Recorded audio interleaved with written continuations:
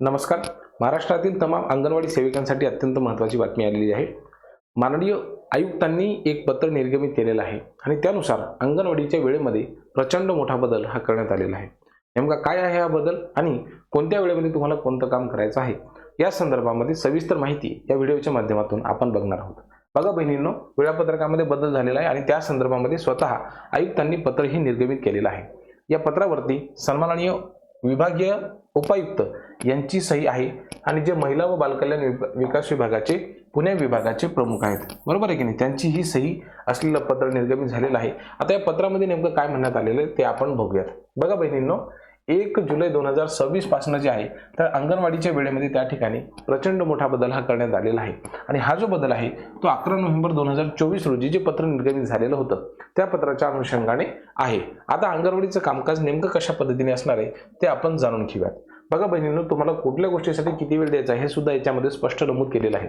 तुम्हाला अंगणवाडी उघडणे आणि पूर्वतयारी करणे यासाठी साधारणतः 15 मिनिटांचा वेळ हा देण्यात आलेला आहे. आलं का लक्षामध्ये?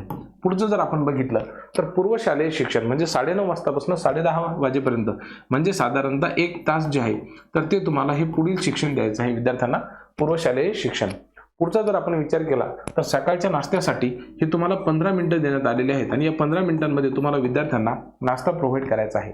त्यानंतर जर आपण बघितलं तर पुन्हा एकदा अंगणवाडी सेविकांना पूर्वशालेय शिक्षण हे द्यावायचं आहे आणि ह्यासाठी वेळ जी आपण बघितली तर साधारणतः 10:45 पासून 12:30 पर्यंत हे तुम्हाला करायचं आहे.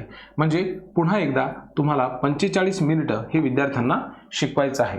त्यानंतर लाभार्थ्यांना गरम आणि ताजा आहार याचं जे वाटप करायचं आहे तुम्हाला, त्यासाठी 12:30 वाजतापासून 1 वाजेपर्यंतची वेळ देण्यात आलेली आहे. म्हणजे साधारणतः यासाठी 30 मिनिटं किंवा अर्धा तास एवढा वेळ देण्यात आलेला आहे. त्यापुढे तुम्हाला रेकॉर्ड लिहायचं आहे आणि पोषण ट्रॅकरवरती माहिती भरायची आहे आणि त्यासाठी तुम्हाला साधारणतः पाऊण तासाचा वेळ दिलेला आहे. तुम्हाला 1 वाजतापासून 1:45 वाजेपर्यंत हे काम करायचं आहे. म्हणजे साधारणतः 45 मिनिटं जे आहे ते ह्या गोष्टीसाठी देण्यात आलेले आहेत. पुढे जर आपण बघितलं तर संदर्भ सेवांची माहिती भरण्यासाठी तुम्हाला पुन्हा अर्धा तासाचा वेळ दिलेला आहे. म्हणजे 30 मिनिटं एवढा वेळ देण्यात आलेला आहे.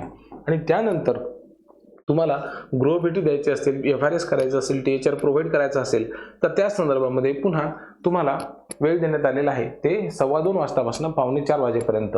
तर तुम्हाला 3:45 वाजेपर्यंत त्या ठिकाणी अंगणवाडीची कामं कोणत्याही परिस्थितीमध्ये सकाळी 9:15 वाजल्यापासून करायची आहेत. अशा पद्धतीची ही एकंदरीत नवीन वेळापत्रक आहे आणि ह्या संदर्भामध्ये आयुक्तांनी स्पष्ट सांगितलेलं आहे की अनेक अशा अंगणवाड्या आहेत की ज्यामध्ये या अंगणवाड्यांची जी वेळ आहे तर ती फॉलो होत नाही आणि त्यामुळं पालक सुद्धा तक्रारी करत असतात की अंगणवाडीची वेळ एवढी असताना आम्ही त्या ठिकाणी अंगणवाडीमध्ये जातो, मग त्या ठिकाणी सेविकाताई वगैरे एखाद्या वेळेस असतात, कधी कधी नसतात. ह्या अशा प्रकारच्या खूप मोठ्या प्रमाणावरती तक्रारी आल्या कारणामुळे आयुक्तांनी सुद्धा सांगितलेलं आहे की ही जी वेळ आहे ही तंतोतंत पाळावी. म्हणजे जेणेकरून पालकांना जी अडचण आहे तर ती येणार नाही, विद्यार्थ्यांना अडचण येणार नाही.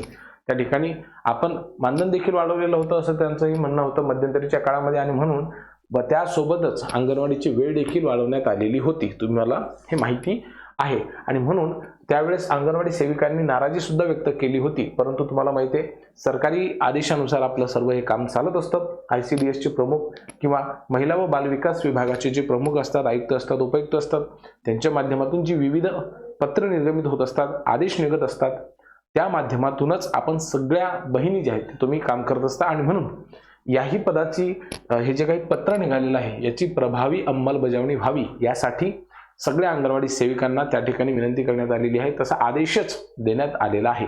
याबद्दल तुमचं मत असेल, अभिक्रिया असतील तर ते आम्हाला कळवायला विसरू नका. बहिणींनो, तुमचे मत, प्रत्येक मत, तुमची प्रत्येक कमेंट आमच्यासाठी अमूल्य आहे.